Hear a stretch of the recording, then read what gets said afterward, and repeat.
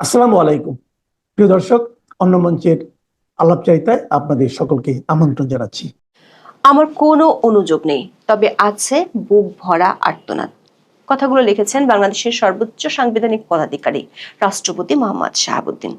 রাষ্ট্রপতি পররাষ্ট্র উপদেষ্টা মোহাম্মদ তৌহিদ হোসেনকে লেখা চিঠির একেবারে শেষে এই কথাগুলো লিখেছেন। সাংবাদিক জুলকারনাইন স্যারের পোস্ট থেকে ছড়িয়ে পড়া রাষ্ট্রপতির ওই চিঠির সূত্র ধরে গণমাধ্যমগুলো খবর প্রকাশ করেছে। রাষ্ট্রপতি মোহাম্মদ শাহাবুদ্দিনের ওই বুক ভরা আর্তনাদ শব্দগুলো বাংলাদেশের প্রশাসনিক স্বচ্ছতা ও সাংবিধানিক মর্যাদার উপর এক গভীর প্রশ্নচিহ্ন এঁকে দিয়েছে। বাংলাদেশের সংসদীয় ইতিহাসে সম্ভবত এই প্রথম কোনো ক্ষমতাসীন রাষ্ট্রপতি তার সাংবিধানিক পদের মর্যাদা ক্ষুণ্ণ হওয়ার বিষয়ে নির্বাহী বিভাগের বিরুদ্ধে গভীর মানসিক কষ্টের কথা জানালেন। গত 15ই আগস্ট মৌখিক আদেশে সব কূটনৈতিক মিশন, কনসুলেট, কূটনীতিকদের অফিস এবং বাসভবন থেকে যেভাবে রাষ্ট্রপতির ছবি সরানো হয়েছে তাতে রাষ্ট্রপতি বিস্মিত ও স্তম্ভিত হয়েছেন। রাষ্ট্রপতির এমন চিঠি অন্তর্বর্তীকালীন সরকারের ক্ষমতার ভারসাম্যের ক্ষেত্রে এক গভীর সাংবিধানিক জিজ্ঞাসার জন্ম দিয়েছে। তার চেয়েও বড় প্রশ্ন, আলোচনার ইস্যু থেকে হারিয়ে যাওয়া একটি বিষয় নিয়ে প্রায় 1.5 মাস পর কেন রাষ্ট্রপতি চিঠি দিলেন। বিস্তারিত জানতে চলুন যাওয়া যাক বিশ্লেষণে।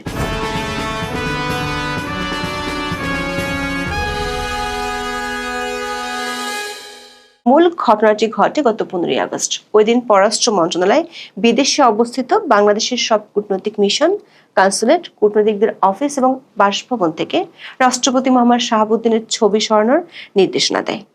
সবচেয়ে রহস্যজনক বিষয় ছিল, এই নির্দেশটি ছিল মৌখিক বা অনানুষ্ঠানিক। লিখিত সার্কুলার বা আদেশ জারি করা হয়নি। দৈনিক সমকাল, কালের কণ্ঠ সহ একাধিক সংবাদ মাধ্যম এই মৌখিক নির্দেশের খবর নিশ্চিত করে। তখন এমন গোপনীয়তার কারণে পুরো বিষয়টি গভীর বিতর্কের জন্ম দেয়। পররাষ্ট্র মন্ত্রণালয়ের সূত্রগুলো জানায়, এই মৌখিক নির্দেশ মূলত গত 15ই আগস্ট টেলিফোনের মাধ্যমে দেওয়া হয়।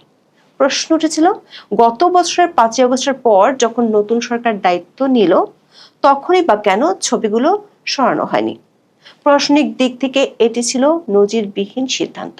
সাধারণত রুলস অফ বিজনেসে রাষ্ট্রপতির ছবি টাঙানোর সরাসরি কোনো বিধান না থাকলেও এটিকে একটি শিষ্টাচারমূলক নিয়ম বা নর্মস হিসেবে দেখা হতো। সংবিধানের 4 ক অনুচ্ছেদ অনুযায়ী বঙ্গবন্ধু শেখ মুজিবুর রহমানের প্রতিকৃতি সংরক্ষণ ও প্রদর্শনের বাধ্যবাধকতা রয়েছে। অন্য কারো ছবি টাঙানোর কথা সংবিধানে বলা হয়নি, কিন্তু বিদেশে অবস্থিত মিশনগুলোতে রাষ্ট্রপতির ছবি রাখাটা ছিল প্রথা। এই বিতর্কের সময় অধিকাংশ মিশন জিরো পোর্ট্রেট নীতি অনুসরণ করছে বলে জানা যায়। কিন্তু এই নীতি যদি সত্যি হতো তবে কেন পররাষ্ট্র মন্ত্রণালয়ের ক্যাফেতে তখনও রাষ্ট্রপতির ছবি ছিল? এই বৈপরীত্য পুরো ঘটনাটিকে আরো রহস্যময় করে তুলেছিল।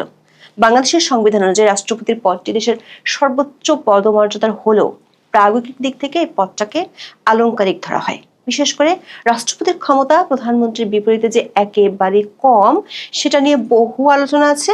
আলংকারিক বলেই হয়তো রাষ্ট্রপতির ছবি সরানোর ইস্যুটি খুব তাড়াতাড়ি লোকচক্ষুর আড়ালে চলে গিয়েছিল। কিন্তু সেই ইস্যুতে প্রায় 1.5 মাস পর চিঠি দিলেন খোদ রাষ্ট্রপতি নিজেই। চিঠিটি লিখেছেন পররাষ্ট্র উপদেষ্টা মোহাম্মদ তৌহিদ হোসেন। বড় সাংবাদিক জুলকারনাইন স্যার চিঠিটি নিজের ভেরিফাইড ফেসবুক পেজে পোস্ট করে বলেছেন, এর সত্যতা নিশ্চিত করা গেলেও পররাষ্ট্র উপদেষ্টা এই চিঠি হাতে পেয়েছেন কিনা তা তিনি নিশ্চিত হতে পারেননি। দর্শক, গত জানুয়ারির শেষ দিকে রাষ্ট্রপতির প্রেসিং বাতিল করেছে সরকার। 29 জানুয়ারির পর থেকে রাষ্ট্রপতির কোনো বাণী ও ছবি রাষ্ট্রপতির দপ্তরের ওয়েবসাইটে আপলোড করা হয় না। রাষ্ট্রপতি তার চিঠিতে লিখেছেন, তিনি সরকারের জিরো পোর্ট্রেট নীতির প্রতি পূর্ণ সমর্থন জানান। তিনি এও স্পষ্ট করেছেন, তিনি আবদার করেননি যেন তার ছবিকে দায় মুক্তি দেওয়া হোক। তাহলে কোথায় তার অনুযোগ? তার মূল অভিযোগ ছবি অপসারণের ক্ষেত্রে নেয়া দৃষ্টিকটু উদ্যোগ। রাষ্ট্রপতির মূল উদ্বেগ হলো তার পদের মর্যাদা রক্ষা নিয়ে। তিনি প্রশ্ন তুলেছেন, রাষ্ট্রপতির আসনে আসীন এবং দায়িত্ব পালনরত দেশের রাষ্ট্রপতি যেন অপদস্থ না হন, সেজন্য কি কৌশলী পদক্ষেপ নেওয়া যেত না? সবচেয়ে মারাত্মক অভিযোগটি হলো, রাষ্ট্রপতি মনে করছেন এক রাতের মধ্যে প্রতিযোগিতামূলকভাবে ছবিটি অপসারিত হয়ে শুধু গণমাধ্যমের উপজীব্য নয়, বরং সামাজিক যোগাযোগের মাধ্যমে বিশ্বব্যাপী তার সম্মান বুলণ্ডিত হয়েছে। তিনি ব্যক্তিগতভাবে নিজেকে মুক্তিযুদ্ধে অবদান রাখা একজন সচেতন নাগরিক ও বীর মুক্তিযোদ্ধা হিসেবে অপমানিত বোধ করার কথাও উল্লেখ করেছেন চিঠিতে। চিঠিতে পরিষ্কার তার ক্ষোভ নীতির বিরুদ্ধে নয়, বরং বাস্তবায়ন কৌশলের অভাব নিয়ে, যা আন্তর্জাতিক অঙ্গনে দেশের সাংবিধানিক প্রধানের সম্মানহানি ঘটিয়েছে বলে তিনি মনে করেন। রাষ্ট্রপতির চিঠি থেকে বোঝা যাচ্ছে এটা কেবল ব্যক্তির অপমান নয়, বরং সাংবিধানিক প্রতিষ্ঠানের মর্যাদার উপর আঘাত হিসেবেই তিনি দেখছেন। রাষ্ট্রপতি শাহাবুদ্দিন তার চিঠিতে নিজের সাংবিধানিক প্রয়োজনীয়তা এবং সরকারের প্রতি তার অপরিহার্য সহযোগিতা প্রতিষ্ঠার উপর জোর দেন। এই অংশটি চিঠির একটি গুরুত্বপূর্ণ রাজনৈতিক ও আইনি দিক। তিনি দাবি করেছেন, রাষ্ট্রপতি হিসেবে সাংবিধানিক দায়িত্ব নিষ্ঠার সঙ্গে পালন করে যাচ্ছেন এবং সরকারকে সর্বাত্মক সহযোগিতা করছেন। এমনকি স্মরণ করিয়ে দিয়েছেন, স্বাধীনতার পর হতে অদ্যাবধি যা হয় নাই তাই তিনি করছেন।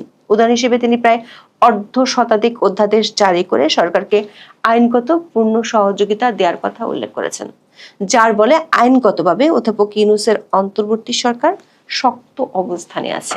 সাথে লিখেছেন, গত বছর 5 থেকে 8 আগস্ট পর্যন্ত দেশের সংকটকালে তার কাজ ছিল বিশেষভাবে উল্লেখযোগ্য। দর্শক, সাবেক প্রধানমন্ত্রী শেখ হাসিনার পদত্যাগপত্র না থাকা সত্ত্বেও রাষ্ট্রপতি সংবিধানের 106 অনুচ্ছেদ বলে আদালতের পরামর্শ নিয়ে অন্তর্বর্তী সরকার গঠন করেছিলেন। এত কিছু করার পরও কেন তাকে এভাবে অপমান করা হলো সে প্রশ্ন তুলেছেন রাষ্ট্রপতি। চিঠির শেষে রাষ্ট্রপতি লেখেন, এতে কোনো আনুষ্ঠানিক অনুযোগ নেই, বরং আর্তনাদ আছে। দর্শক, আপাত দৃষ্টিতে এই লাইনটি আবেগময় মনে হলেও প্রশাসনিক দিক থেকে তাৎপর্য কিন্তু অনেক। কারণ সংবিধানের 48-3 অনুচ্ছেদ অনুযায়ী প্রধানমন্ত্রী বা প্রধান উপদেষ্টা নিয়োগ ও প্রধান বিচারপতি নিয়োগ ছাড়া রাষ্ট্রপতিকে সকল দায়িত্ব পালনে প্রধানমন্ত্রীর পরামর্শ অনুযায়ী কাজ করতে হয়। প্রোটোকল লঙ্ঘন নিয়ে আনুষ্ঠানিক অনুযোগ করলে তা নির্বাহী বিভাগের সিদ্ধান্তে হস্তক্ষেপ হিসেবে বিবেচিত হতে পারত, যা সংবিধানের সঙ্গে সাংঘর্ষিক হতো। আর্তনাদ প্রকাশ করার মাধ্যমে তিনি সাংবিধানিক সীমারেখা অক্ষুণ্ণ রাখলেন, কিন্তু একই সাথে রাষ্ট্রের সর্বোচ্চ প্রতিষ্ঠান হিসেবে তার মর্যাদাকে আঘাত করার প্রতিবাদ রাজনৈতিকভাবে লিপিবদ্ধ করলেন। সংবিধানের 48-2 অনুচ্ছেদ অনুযায়ী রাষ্ট্রপ্রধান রূপে রাষ্ট্রপতি রাষ্ট্রের অন্য সকল ব্যক্তির ঊর্ধ্বে স্থান লাভ করবেন। এটি তার পদমর্যাদার সাংবিধানিক গ্যারান্টি। ছবি অপসারণের ক্ষেত্রে যে গুরুতর কূটনৈতিক অদূরদর্শিতা ছিল, তার সরাসরি 48-3 অনুচ্ছেদ অনুযায়ী নিশ্চিতকৃত পদমর্যাদার প্রতি অবহেলা হয়েছে সেটি রাষ্ট্রপতি তুলে ধরেছেন। কিন্তু প্রশ্ন হলো, 15ই আগস্টের ঘটনা নিয়ে 28শে সেপ্টেম্বর কেন চিঠি দিলেন রাষ্ট্রপতি?